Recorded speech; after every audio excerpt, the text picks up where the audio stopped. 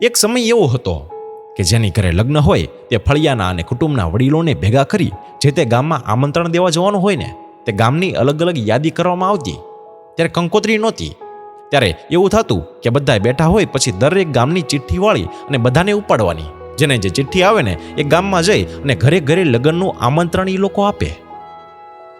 અને લગ્ન નજીક આવે ને એટલે સૌ પ્રથમ તો વાળા ચોખ્ખા કરવાના, પછી નાળા, વાડ, અહાર, બુંગણ, તાડપત્રી, વાંસ, થાંભલી જેવા લાકડા બધુંય ભેગું કરવાનું. ત્યારે મંડપ સર્વિસ નહોતી.